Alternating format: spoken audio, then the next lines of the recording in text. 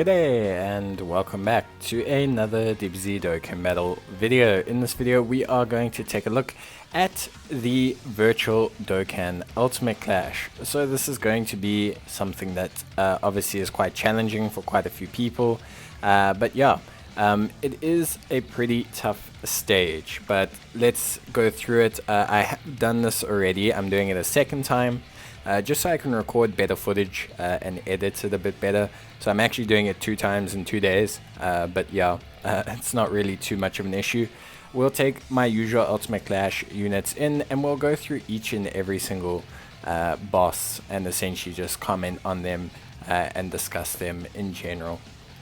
Overall, obviously, you know, pretty straightforward. Like if we look at the invisible man, sorry, he is immune to stunning and he can evade attacks. He also will occasionally, or he will stun your units once he fires off a super attack, and he super attacks every single time.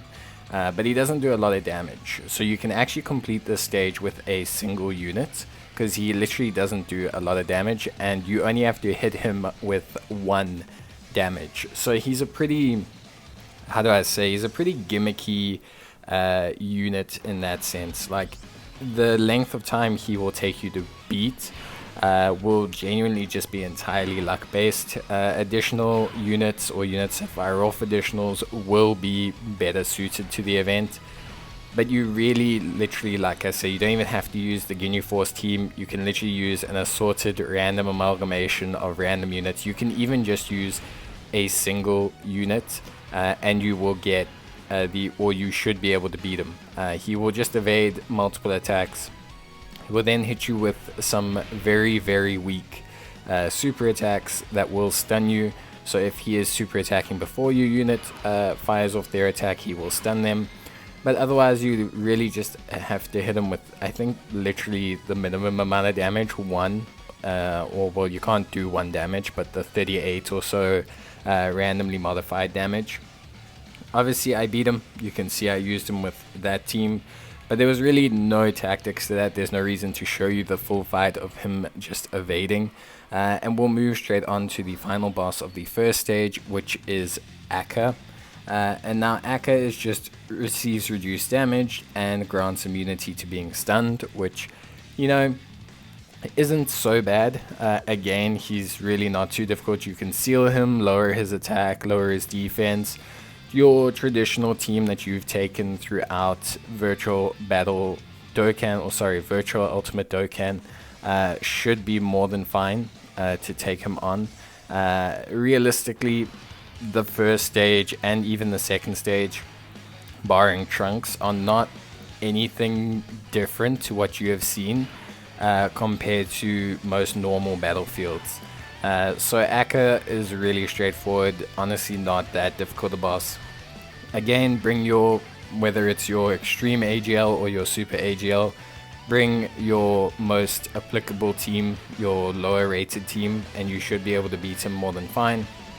Like I said, you can seal him, you can do some pretty decent damage to him, so he's really not that difficult, which I think is fine. Honestly speaking, he's not that interesting a boss. There's no real gimmicks at this point, so you shouldn't really have that many issues, which I think is, you know, fine from my perspective.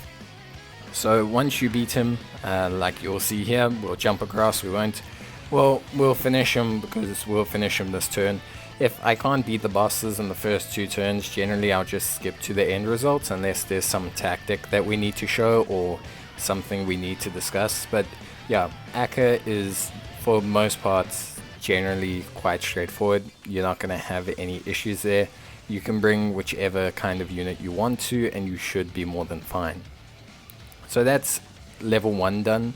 Level 1, honestly, very easy. Nothing more difficult than anything you've experienced. If you really want to save units, like I said, use a single unit for the Invisible Man stage and you'll be able to literally save a whole team essentially for other stages, which you will probably need.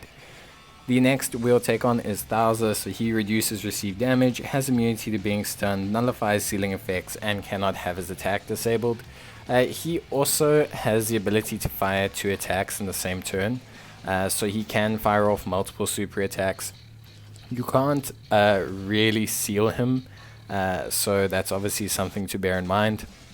But beyond that, he's not anything we haven't seen before. Generally, an extreme tech or a super tech team will be more than fine to take him on. I didn't really have like a distinct problem with Thouser.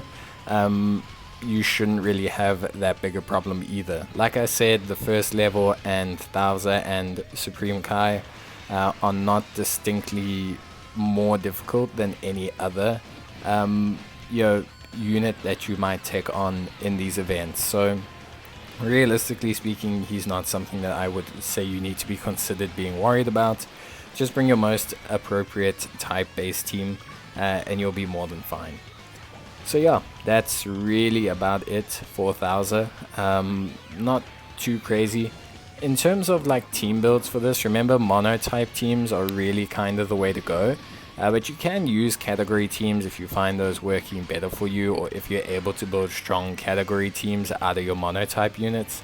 That will also probably be better for you. So yeah, just going to depend entirely on you really and what you have, or what your box looks like. Realistically, I always stick with mono, just because I find it to be the easiest to work around. And the easiest to adapt, especially with monotype leads and a lot of sub leads getting easy A's recently. You can have a pretty solid monotype lead led team, so pretty good overall. Like you can see, Thouser, nothing crazy. So we'll move straight on to Supreme Kai, and we'll take him out, and then we'll move on to Trunks, and we'll take him out. So Supreme Kai is a little bit tankier than Thouser. He receives reduced damage, immunity to being stunned, immunity to sealing. He can evade your attacks, and he also will seal you with his super attack. So that is something that is slightly irritating. He will also randomly seal your units, so one unit will be randomly sealed throughout a turn. I make a mistake here. And I take a Majin Buu Saga lead in the form of Prime Battle Buu, and I take a physical lead in the form of Cooler, which is a pretty stupid error on my behalf. I managed to beat the event just through sheer force, but realistically it would have taken way less time if I had just taken both of my physical leads. So just be careful if this is anything. It's just a warning to you guys to be careful when you are selecting your units for these stages. Don't like do a silly oversight like this. Like, yes, I could get through it. Your box may not be able to get through it. You may not be able to handle it. But that being said, just double check your leaders before you start the stage. Overall though, I didn't really have that many issues with Supreme Kai, even with the incorrect leader skill. Obviously, I had several units that were cross skill.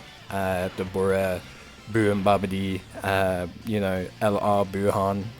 But even then, units that weren't on both leader skills honestly didn't suffer that much. And you'll see, we'll jump to the end screen because it did take me a while. You can see 4.5 minutes. It took me quite a bit of time to beat him. But there's really nothing. He'll randomly seal a unit of yours during the turn, and beyond that, there's just nothing that's really that crazy. Now we get to the interesting bit. So this is Trunks. So Trunks reduces received damage. He has immunity to being stunned, can't be sealed, and disables attack and defense reduction. He also will randomly lock character switching, and he greatly raises his own attack on his super attack. So when he hits you with a super attack, not only will it deal a lot of damage, but it's actually going to raise his attack stat by 50%. Which means his normals afterwards are going to be insane. Now, generally speaking, Trunks does bunch his attacks a little bit. I think you're supposed to use a damage reduction unit to take on this event, and I do suggest that.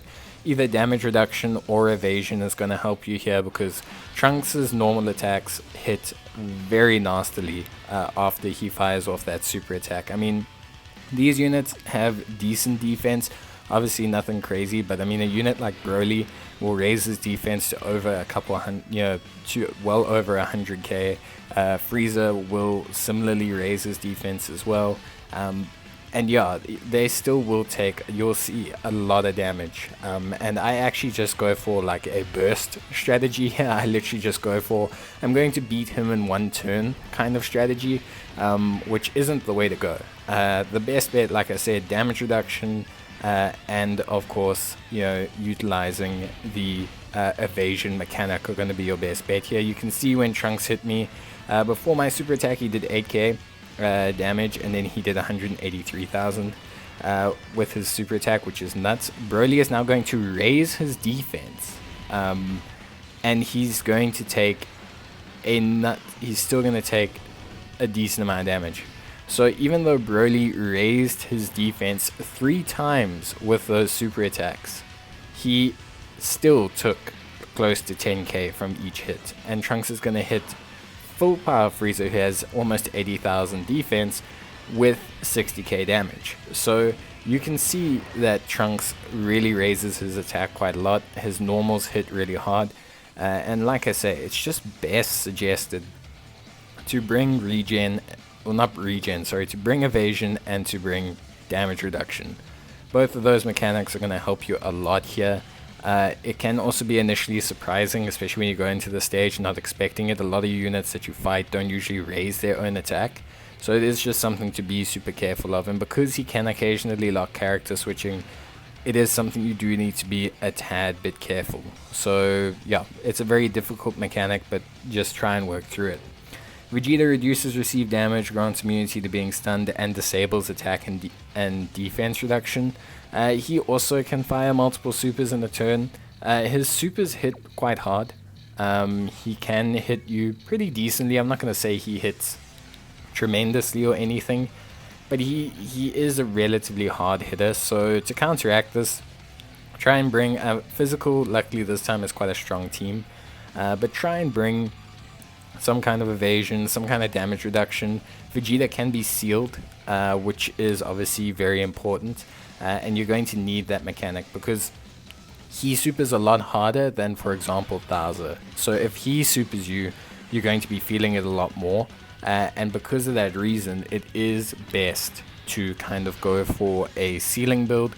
There's plenty of great sealing units on almost any typing.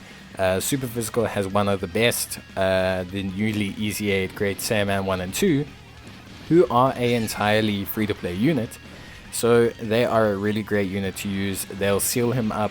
Master Roshi as well with his 18 key can really seal him up as well. So just generally speaking, it's probably best to go that way, just because he will cause quite a lot of damage to you, and you do just need to be quite careful of that. But yeah, sealing is going to make yeah, pretty good, and I think that's just one of those things. So yeah, seal up Vegeta, that's your strategy. It's not anything too major, and realistically speaking, it's not like too crazy. As long as you keep him sealed, you'll be able to handle him perfectly fine. So you'll see I forget to bring up the victory screen, but you can see there's my team, 100% damage. Didn't really have any issues. Obviously quite a strong team. Some damage reduction in that does help, but for the most part keeping him sealed does prevent him from doing the majority of his damage. Next, the second form Cell, who reduces received damage, has immunity to being stunned, nullifies sealing effects, and recovers HP. Cell and Piccolo are pretty interesting. Cell is like a less powerful version of Piccolo, which is kind of weird, but they're basically the same kind of fight. In terms of Cell and Piccolo, the strategy is very much the same. So you need to be prepared for a slightly longer fight. You can do this in two ways. So one, you can go for complete damage and try and go for a full crit high damage build and try and burst them down as quickly as possible. Or you can focus on bringing some form of passive regen and allowing yourself the ability to do decent levels of damage. Now Tech does a good job at this. They have very decent units like Goku and Frieza who have damage reduction, who do a lot of damage. A nice thing about Cell is that you can also lower his attack and defense as well. So you can lower his attack, you can lower his defense. This triggers the full passive of Goku and Frieza, which is obviously fantastic. Cell also doesn't do a tremendous amount of damage, like comparatively to Piccolo or to some of the other units. He doesn't do as much damage, so that does allow you to kind of, I want to say, get away a little bit with not having maybe the best team build. But you definitely do need to do damage. Him and Piccolo heal quite a bit, which obviously can be frustrating. Your best bet is to bring a good level of damage while bringing some kind of sustain, whether that's healing in some way, shape or form, or whether that's just kind of having a very solid tank in either rotation that can take the majority of the hits.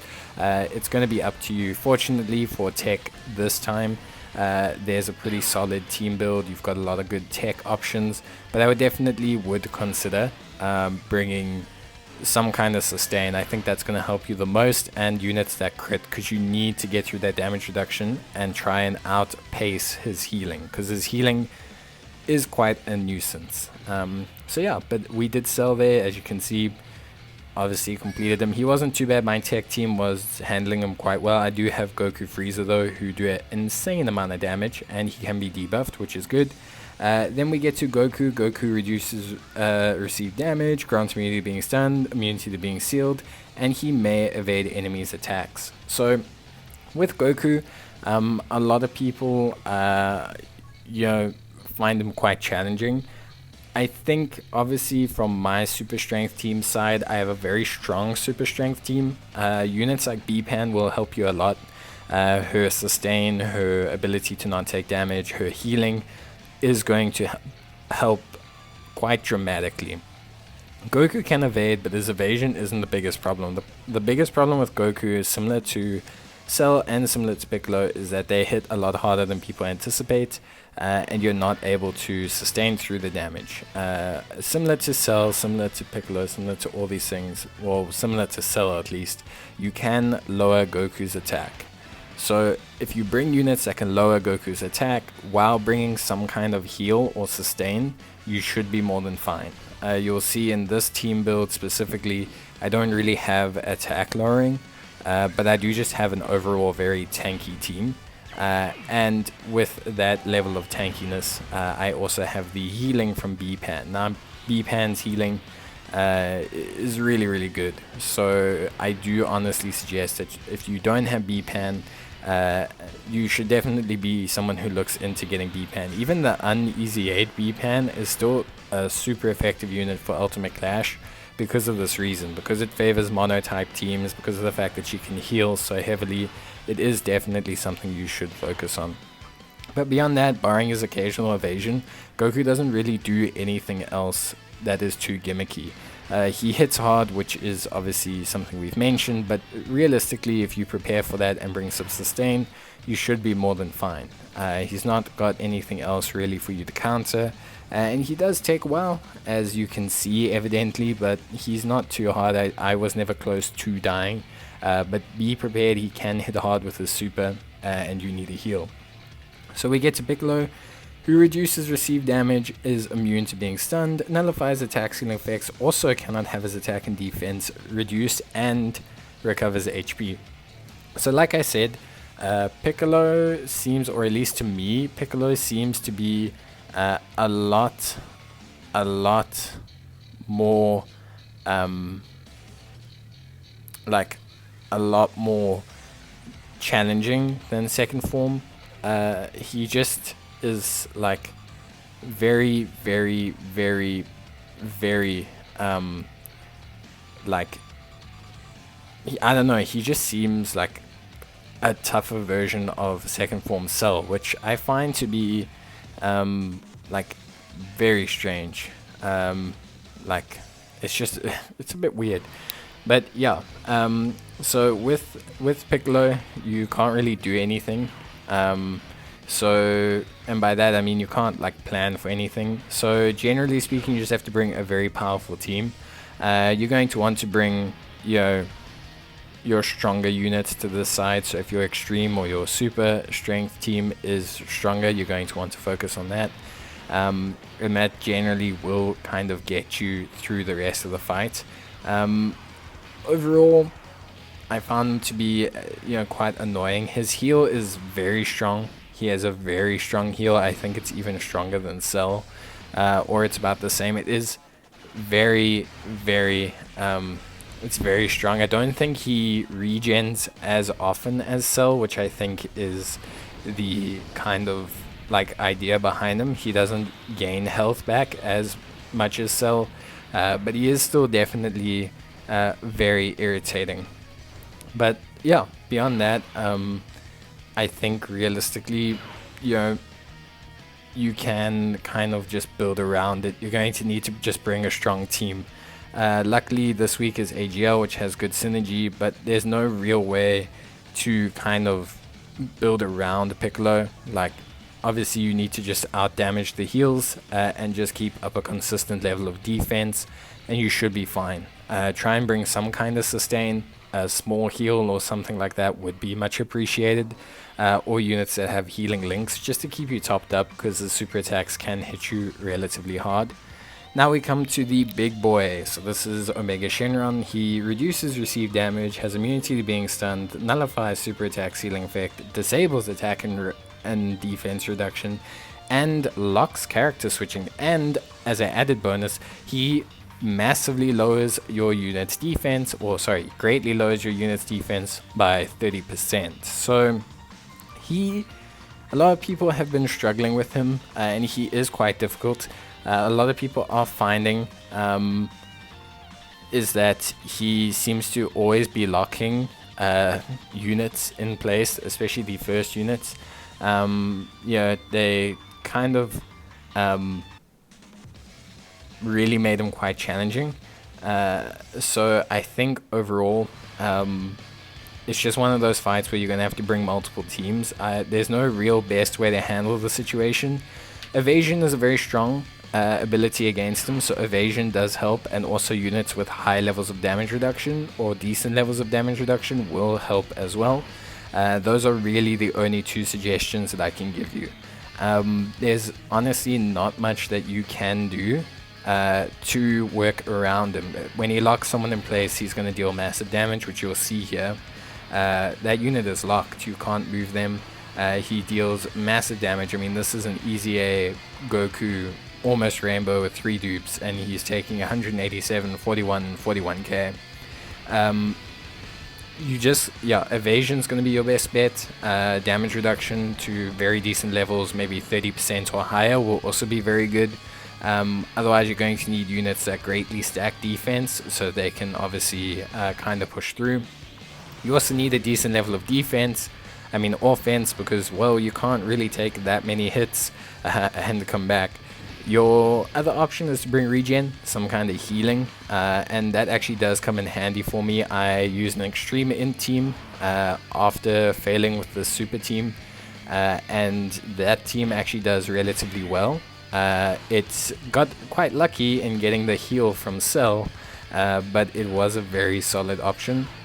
There, you do need to be, all your units do need to have a decent level of starting defense. This Krillin and Android 18 unit just don't get up to speed quick enough, and they actually cost me the most here. So I do suggest, if you don't really have time to let units build, you're going to need units that start at a decent point. And then, you're realistically going to need, like I said, evasion or damage reduction. This Great Saiyaman is a pretty solid free-to-play option because of his ability to gain a whole bunch of perks when he is fighting extreme enemies. He takes 18k, which isn't that bad. He has his evasion mechanism, and he does some decent damage.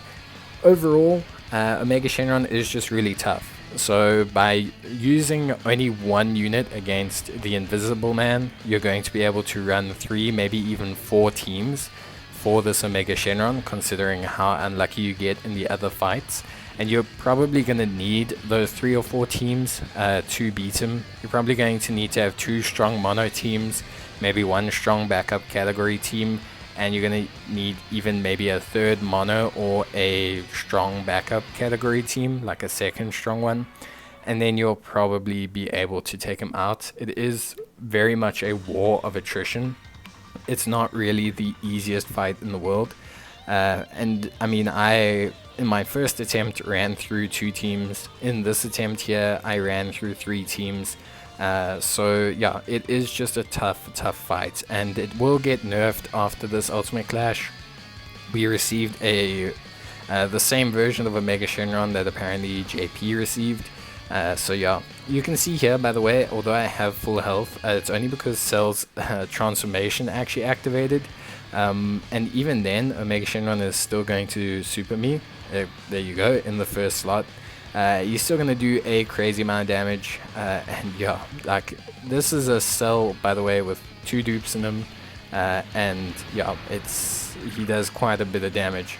Fortunately though, I had managed to really whittle him down, but you can really tell just how tough this event is, because he took 3 teams, and I mean, I haven't had that in a while for Ultimate Clash, not since I first started Ultimate Clash were things that tough. But yeah, you can see there, you know, if we go to time, you can see it took 10 minutes almost to beat him. And it took 3 teams. We'll go to the summary screen. We'll go to Mega Shenron, and you can see that it took 3 teams. So yeah, pretty rough. But yeah, he's quite tough. But beyond that, you know, the fact that you can save a team on Invisible Man does help you. And just try your best and bring your best units. And keep trying, and you should succeed. But that's going to be it from me, guys. I hope you enjoyed the video. As always, if you did, leave a like and a comment.